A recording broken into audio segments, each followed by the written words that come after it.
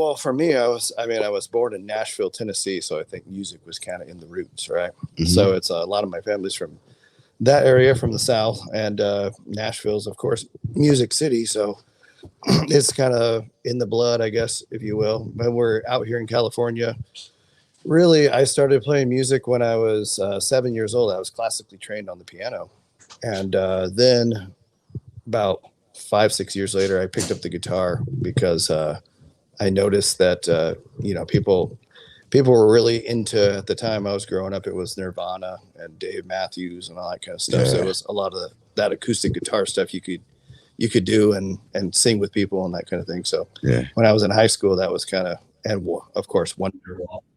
I should say that. Oh, you said it. It's too late. It's there. But anytime anybody picks up an acoustic guitar, Wonderwall. But right. From that point, then we had probably, I went into a different route there. I guess I was playing baseball for a while because I played baseball kind of at a higher level. Once I got out of that, then it was back to music. So, and my music kind of started off just with again, like I said earlier, just like in my bedroom, just kind of playing singer-songwriter kind of stuff. And then got my first recording device, which was called a Lexicon. It was a really old school one back in 2006 or 7. Started recording myself a little bit, and then it kind of took off from there. And I hate to say this again, but Craigslist was like the big thing that brought everything together. That shit's hilarious, man. That shit is absolutely hilarious, bro. I hate to say this, but I'm dating myself here a little bit. Right. It's all right. It's all right.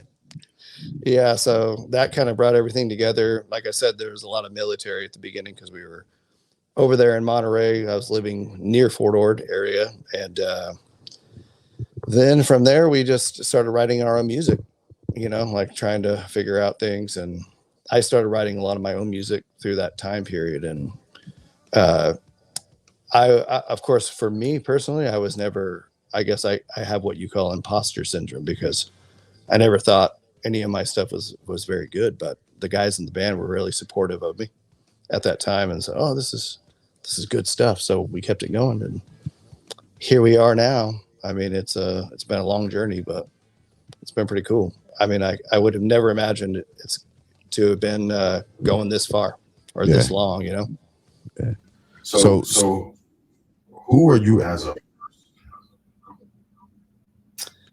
Oh, I was going to answer other question, which was go ahead. My bad. About the influences. Yeah, probably a lot of country influence. Like my family, my grandfather, he used to listen to a lot of old country, George Jones and Johnny Cash and Waylon Jennings and that kind of stuff. But then my mother, she's probably the one that got me into more of the Doors, Jimi Hendrix.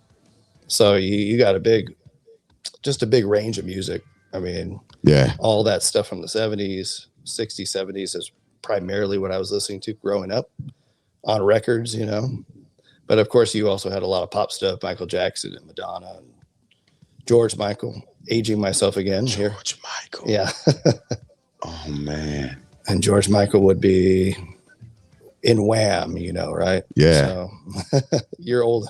Are you old enough to remember Wham? I'm not going to admit yay or nay to that. I'm just going to say, wake me up before you go. All right. You just told me everything I need to know. Yeah. You just summed up everything right there. Right.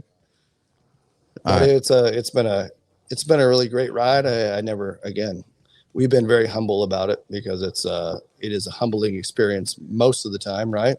1,000 no's for every yes. But you just keep on grinding and good things happen, Like Joe Dirt said, you just keep on keeping on, man. Yep. So that's what we try. What about your family life, your home life? Who are you as a person? What do you do when you're not doing music, and how does that look? Yeah, I have a big household. I have 5 children. So. Oh man, that's awesome. Yeah, 5 boys. Congrats. So most of my time is spent doing sports and keeping up with them. The age range is right now 16-year-olds all the way down to 6. So, oh man, so I'm a busy guy on the side with the band thing is, I guess, a side thing compared to being a dad. So, you know, that's that's been number one, but absolutely. I'm lucky to have a good woman that supports me with the music. You know, her father was a musician too, so she understands that, you know, it takes a lot. It takes a lot of work. It takes a lot of sacrifice. So, right. Lucky for me, I have a very nice situation.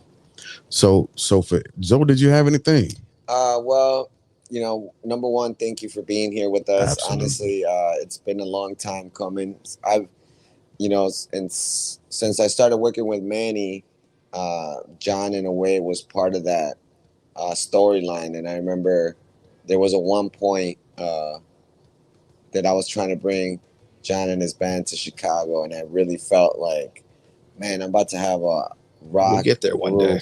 One day. You know, and showcase something like that. Because to me, and this might not be a question, but overall, I'm very thankful to see your story be a success. Because, like you just said right now, having a family life and then being a part-time rock and roller, is so special. You know, because for a lot of people out there, a lot of people quit on their dreams of making that stuff happen because not a lot of people can make sacrifices and having a support system around you. So given the fact that you've been already a success story, you've been rocking in classic venues, you partake in these storylines, what could be the next frontier for you? What is something that is really kind of on your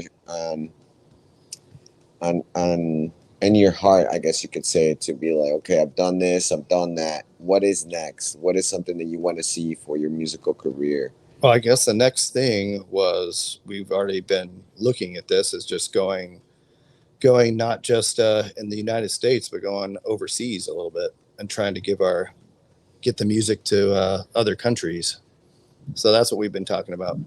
Wow. The possibility of a European tour, starting there and then going from there wherever it takes us. So, and when people do navigate that storyline, you know, overseas, it's a different energy level than our counterparts, country American people, because sometimes I think, you know, that sound is not so much available out there. You know, as far as I would understand it. You know? Yeah. And I think that our genre of music, we're kind of more rock and roll blues type of thing. So I think that really stands out there. I think people get very excited about that kind of music. Here, it's it's something that happened. It already happened here, I guess, in the 50s, 60s, and 70s. And, people still love it here too, but there's a difference there from what I hear. I haven't seen it myself yet, but I'm hoping we will see that. Because I've seen artists, when they travel overseas, they get like a much warmer reception. That's what I'm hearing, than over here in America, because in a way we're kind of spoiled, you know, like exactly. And we sometimes do take music concerts venues for granted, like the fact that you were explaining earlier on how the difference of performing here on the Strip versus in Monterey is a completely different avenue of performing, because the audience is completely different, and that's something that you know, for the majority of people that don't understand the arts, that's something that comes into the storyline by actually traveling and seeing different venues. Like different perceptions of people, the fan base is not necessarily like a given. Like, well, I think you said it right with the and it's a good thing in a way too. We're very spoiled here, especially in California, right? Because we have all the greatest musicians come here all the time, so it's not it's not seen as big of a deal, right? But for some people, but actually, if we get to go over there, then it's just a bigger deal, because you're not seeing these amazing artists coming through all the time like we do. You know, we get here, especially Los Angeles here, right? I mean, you're getting the best of the best all the time. So it's, I guess you said it best, kind of spoiled here in California. So just for future references, where can we find your music? Where can we look, listen, and research in on this absolutely phenomenal band, the Light Fighters? Do you have a website? Do you have a social media presence? And do you have any albums out? How can we find those? Are you on Spotify? Which way can we go to get you? Yeah, any of those. We got www.thelightfighters.com. That's the official website. And then you've got the at Light Fighters Band is you drop.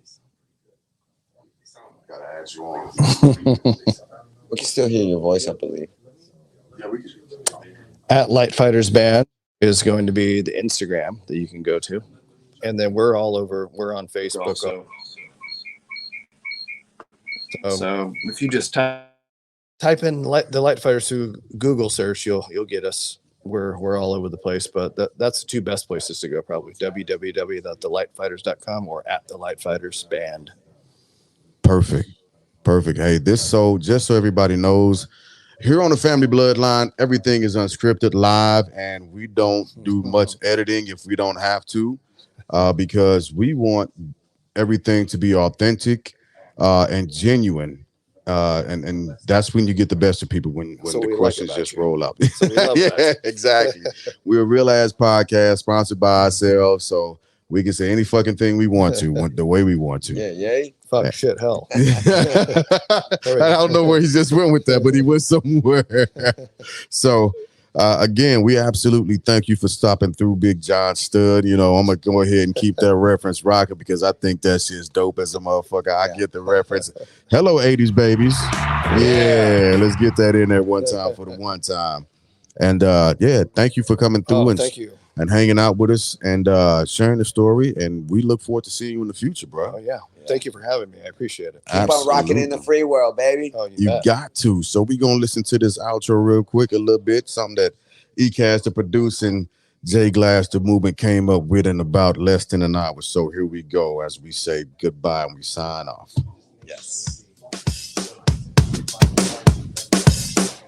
One time for the one time.